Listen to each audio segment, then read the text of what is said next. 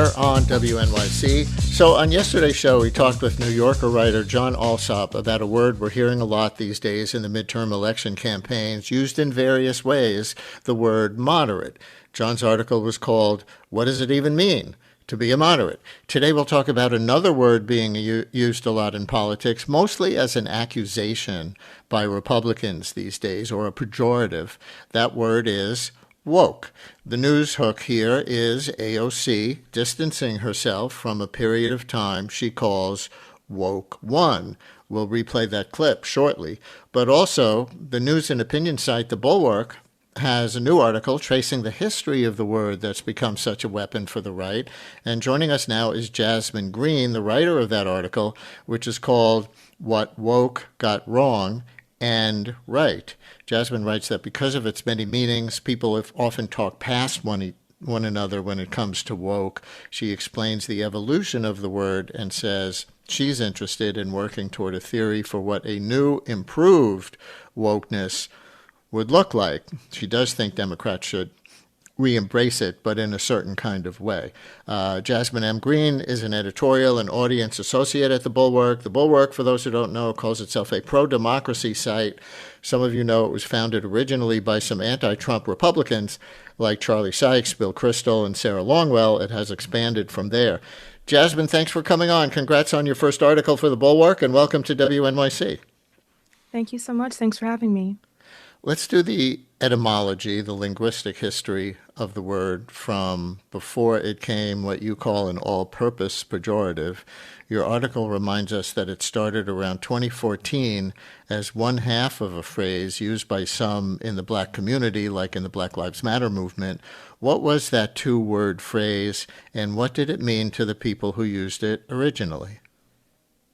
Right. So the two-word phrase was "stay woke." This essentially was a phrase used within the Black community as sort of a warning to others to just be aware of what's happening around you, to be aware of social injustice, to be aware of the police and the ways that the police can abuse their power and harm members of the Black community. And so it was really an inter-community term that was adopted by people outside of the Black community and then just kind of took on many more meanings from there.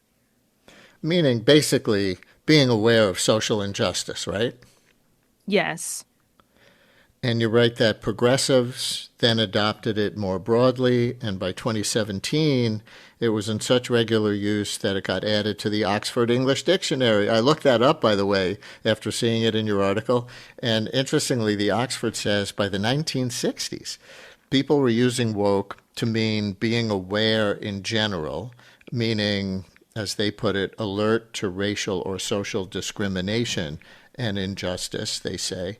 And it was popularized some more by the Erykah Badu song Master Teacher in the year 2008. So why not? Here's 15 seconds of that. Stay woke. Everybody. Stay woke.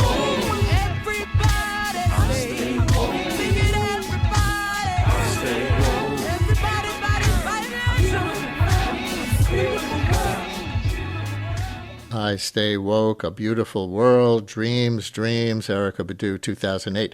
But then you write, woke went off the rails and careened into unpopularity for a swath of Americans. You say a swath of Americans by 2020. Off the rails how? So in 2020, particularly in the summer of 2020, after the murder of George Floyd, woke really blew up, especially on social media, particularly on TikTok. At least that's where in 2020, I was a teenager. That's where I encountered it a lot. And it became more than just a word that meant to be aware of social injustice, but you had to perform it. And particularly white people had to perform it more than anyone else. And by perform it, I mean, if you can recall back to posting Black squares on Instagram to show that you were in support of the Black Lives Matter movement, and other videos that showed that you cared about what was going on, which in itself was not a bad thing, but it became more performative than it was actually about creating actual change and being an activist. It became something that existed almost entirely online and did not have real world did not have real application. people, right, implications. But you also suggest in the piece that it wasn't simply the meaning of being awake to injustice, even if it was performative, but people objected to a kind of insistence on agreement on certain issues. Yes? Yes, there was a shame aspect for sure of what I call peak woke from 2020 to about 2022, in that if you were not like effusive about demonstrating your alignment with woke issues, whether that be, critical race theory in schools or supporting Black Lives Matter or defunding the police, you were seen as automatically an enemy to the movement in a sense. And even if you didn't understand it as much and were hesitant, 1 ounce of hesitance meant that you were not a complete supporter of it, and then you were essentially ousted. And that is unfortunately how woke kind of became very unpopular in 2020 because of that, because any ounce of hesitation meant that you were not welcome into the movement. So, listeners, help us describe the evolution of the word woke and the concept of wokeness. When did you ever use the word earnestly? 212-433 WNYC, 212-433-9692, call or text. What did the word mean to you in an earnest sense? Are you disappointed to see it having become a pejorative? And if you do cringe at the word woke, or you think that wokeness as applied in politics went too far, as apparently AOC does, and we'll get to that clip, tell us why about that. 212-433 WNYC, 212-433-9692, call or text. And finally, as we'll get to with our guest, Jasmine Green from the Bulwark, could there be a new and improved woke or wokeness for 2026 and beyond that leaves behind aspects worth leaving behind, but doesn't throw out the important heart of being awake or woke to social injustice? 212-433 WNYC, 212-433-9692. Your uses and feelings about the word woke or how it's been applied. 212-433-9692 if you want to get in on this. I should say that you do point out that the irony of Trump running so heavily against woke in 2024 is that any actual repressiveness of wokeness was nothing, as you put it, compared to the total obedience Trump demands from Republicans. But it's been effective for them. Do you think, especially around trans issues, you cite the Kamala Harris's for they, them commercials, not for you, or also more broadly than that?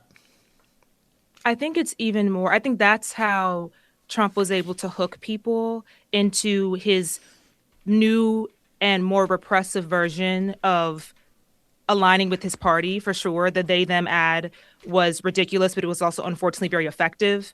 And then beyond that, once Trump had positioned himself and was secure in the White House, now we see that his second presidency is very different from his first presidency.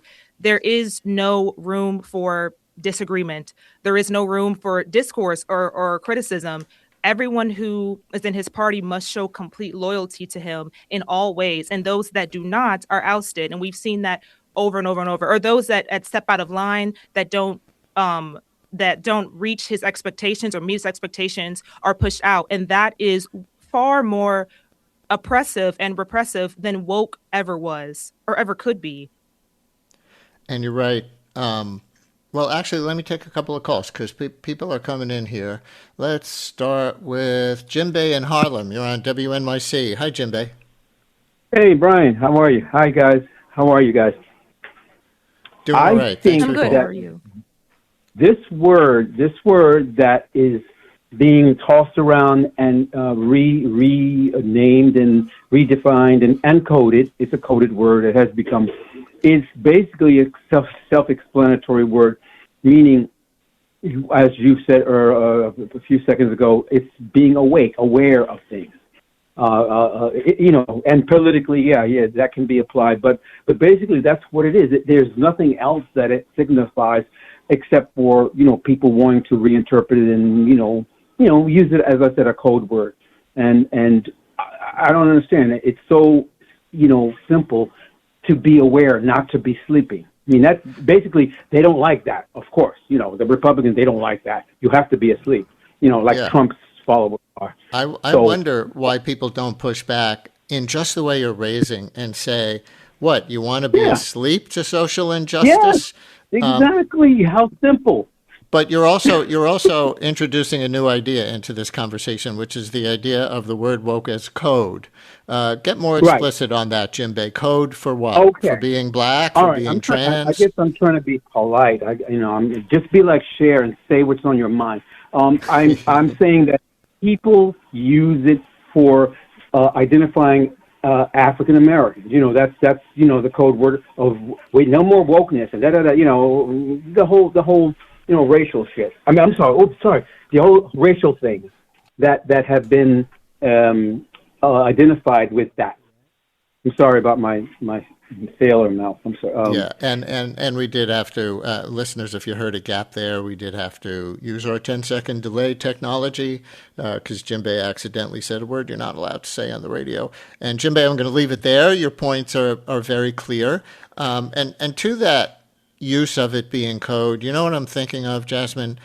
Pete Hegseth, who talks about, getting rid of the woke military, and what's one of the main things that he's doing? He's firing or refusing to promote women and people of color. Mm-hmm. Yes, I mentioned this in my piece, and I really appreciate this question from Jinbei because I start my piece with the line that the evolution of woke, or something to the effect of, the evolution of woke is as curious a linguistic phenomenon as it is a cultural one, because the original definition of woke has just been like transmorgified over and over and over to the point where most people, Democrats, Republicans, whoever, don't really understand the origin of the word anymore. And so now it has become a catch-all phrase to mean anything associated with women and Black people and gay people and trans people. And that was never its original meaning. We'll get to AOC's clip from ABC on Sunday, distancing herself from the period that she calls woke one, and Jasmine Green from the Bulwark, our guest, with her proposal or a theory for what might kind of be a better version of wokeness for the future. But Barbara in Washington Heights is calling in with a story of maybe how she got victimized by the excesses of woke one. Barbara, you're on WNYC. Hello. Hi. Thank you for taking my call. I was a teacher at a very well-known private school in Manhattan. And when I came in during, right after George Floyd. I'm sorry, I'm flustered. Killing. The school intensely. It was one of those like white at blah blah blah. I'm not going to mention the school where Black students felt marginalized, and the woke administration. You had to assume as a white person the posture that you knew nothing about wokeness and that you had never done any work in this area because you were supposed to kind of be ignorant, and they wanted to be the ones to kind of tell you how to be woke. And it was mostly is all white administration and mostly white teachers. And it just felt like I had to pretend to be ignorant, and they were very, very performative. And yeah, I guess that's the end of my story. Barbara, thank you very much. And here's a text kind of similar. Let's see, the person wrote, woke took on a stigma because it started to be used to tell people they were incorrectly liberal, not liberal enough or in the right way. Compared to the inclusive nature of campaigns like Mamdani's, it doesn't fit the current progressive movement. So, Jasmine, an interesting story from the caller, coupled with that text, it points to something else in your article, because you wrote that politically speaking, you see woke as having been a failure because your words, woke created in-groups and out-groups based on the acceptance of an inflexible ideology that divided society into victims and oppressors. So that sounds like what the caller was describing. And yet you wrote, woke is having a bit of a renaissance. So a renaissance in what way, and does it have anything to do with Zohran Mamdani?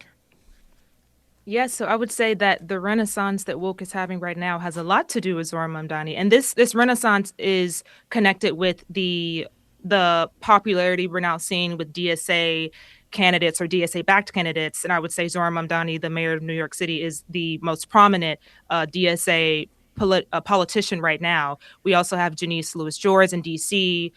We have Millet Quiros in Colorado. We have a slate of DSA candidates across the country who seem poised to win their primaries or who have already won their primaries. And in my mind, this shows to me that we are creeping closer towards woke than further away, in that we are creeping closer towards a politics that encourages diversity and celebrates diversity and protecting minority rights than further away. That point further away being what Trump is doing now. And you're right, Democrats continue to balk at their woke adolescents, cringing at their old social media posts and statements like a 20-something recalling their embarrassing college years. Ha! And you continue, the latest viral example is from Wisconsin gubernatorial hopeful Francesca Hong. After facing criticism online over her 2020 post that Thanksgiving should be abolished because it celebrates colonialism, Hong now says it's her favorite holiday, you wrote. That, of course, is part of the narrative for today's primary in Wisconsin. We'll see how it turns out and how much that whole Thanksgiving narrative plays a role in whether Francesca Hong wins or loses. And it was in an answer about why AOC is not endorsing Francesca Hong or anyone in that race, despite Hong being a DSA member like AOC. In that context, that AOC said this on ABC This Week on Sunday. You'll hear her say woke one was crazy while embracing the earnest core of what it was getting at. I have a local city councilman that has this saying, woke one was crazy. Woke one was crazy. Okay, that's interesting.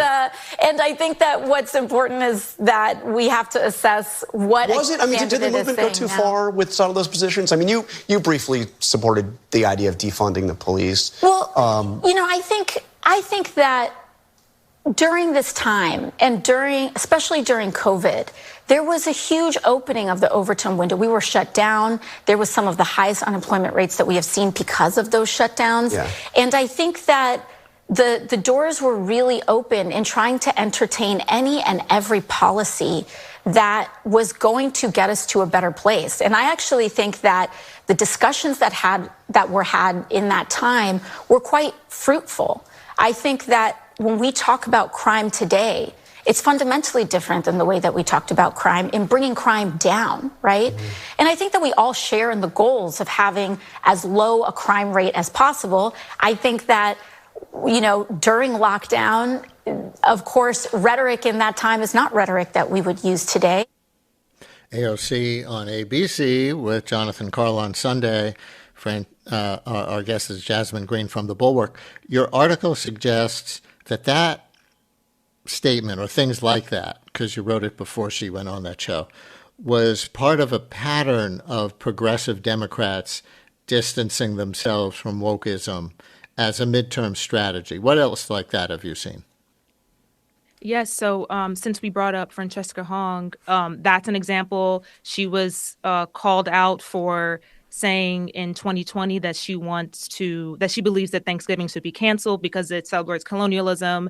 And then she went back to say, actually, it's her favorite holiday. Another example is Abdul El-Sayed, who just won the primary for the Senate race in Michigan. He said that he believes in defunding the police. And then during his campaign, he was asked multiple times, do you still feel this way? And he said no.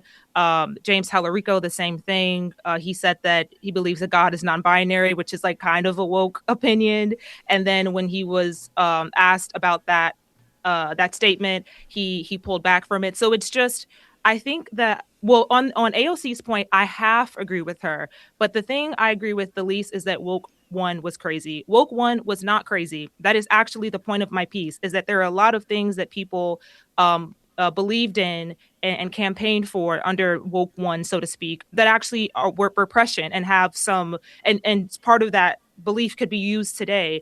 But to me, it's not, it's a bit of a failure that Democrats kind of have to have this preamble that they don't believe in woke ideology, quote unquote, anymore before they get to their actual point about whatever they're campaigning for, whatever their actual party platform is. I think Which that's is sort of what she did in that, what AOC did in that clip is what you're describing, right? Precisely. It's like it's a little bit cowardly to me. It's a little bit like you want to, just make sure you're checking all your boxes, crossing all your T's and dotting all your I's, and it's not strong enough in the belief that, hey, this is actually what I believe. It's totally fine to change your beliefs over time. I very much so agree with that if you feel like you've learned more. But this whole very quickly wanting to toss woke away, like as the first thing you say when someone brings it up, I don't think that's what people should be. I don't think that's what Democrats should be doing.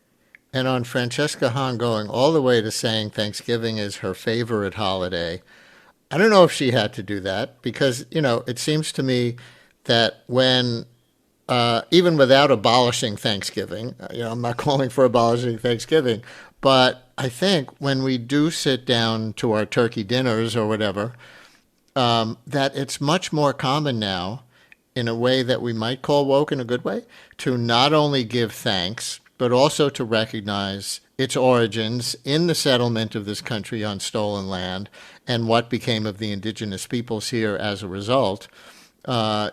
Maybe embracing everybody, but not just being as blind as I think most of America used to be to the origins. Yes, for sure. It's the same thing with Christopher Columbus, Columbus Day. Most people now, or a lot of people now, will celebrate Indigenous Peoples Day. I think that's a good thing. Or both. Right. By the way, especially for New York listeners who may be wondering about AOC's reference in the clip to a city council member, the original statement of woke one was crazy came from Chiose, council member from Bed-Stuy and Crown Heights. He wrote a tweet recently lightly mocking a video of a woman arguing that white people shouldn't sit on stoops in Bed-Stuy. And someone replied to the tweet with, "Did you get a new personality?" And attached a screenshot of Chi's tweet from 2021 where he wrote, "A cis white man should not be the next speaker of the city council." So there's that apparent contradiction. And he responded by saying, "Woke one was crazy," in a post. So Chiose is where woke one was crazy originated. And after that quip by him went viral, he posted again with a picture of Nancy Pelosi in a kente cloth, captioned with "Woke one was crazy." And thanks to our producer, Sasha Linden Cohen, for tracing that little linguistic history. She adds that some of the lefty chatter she's seeing now in response to the AOC video from Sunday is from people who are frustrated with how the woke one was crazy meme has now been co-opted to talk about substantive issues, as in using it to describe Nancy Pelosi in a kente cloth or other more fluffy, dogmatic statements was cheeky and appropriate, but other people using it to describe abolish ICE is dismissive of a coherent, politically powerful social movement and a harmful backslide. So some context there. Again, thanks to our producer, Sasha Linden Cohen, for tracing that sort of deeper cut through Chiose. But you want to see in your article, kind of to that point, Jasmine, if people can come up with a theory for what a new and improved wokeness would look like, as you put it. How much have you come up with one so far?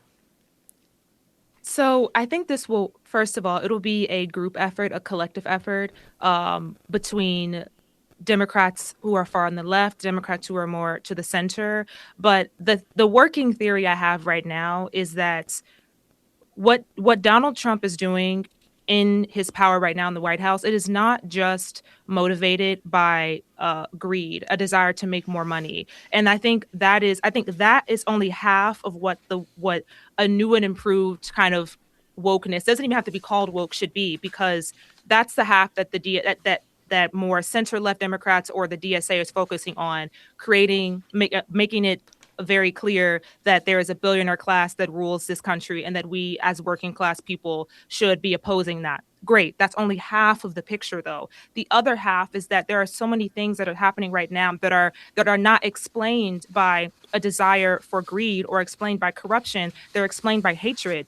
They're explained by bigotry. An example that I can give that isn't in my piece is the revocation of temporary protected status for Haitians across the country.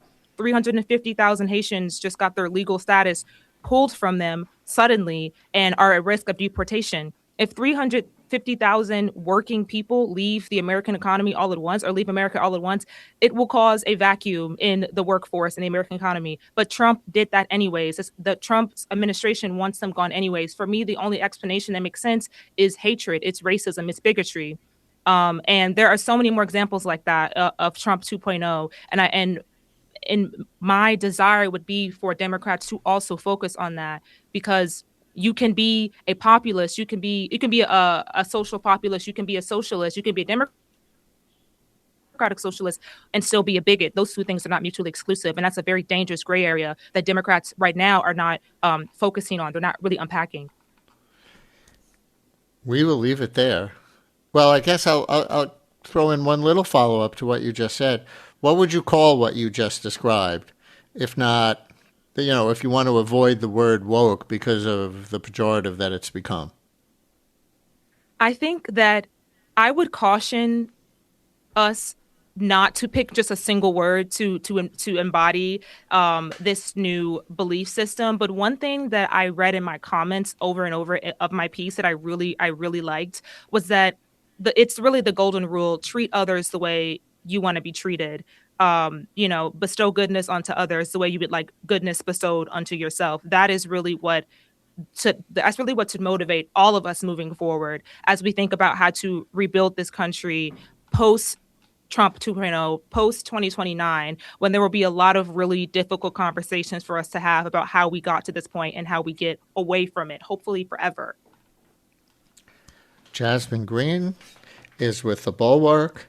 Her article on this is called "What Woke Got Wrong and Right." Thank you so much for sharing it with us. We really appreciate it.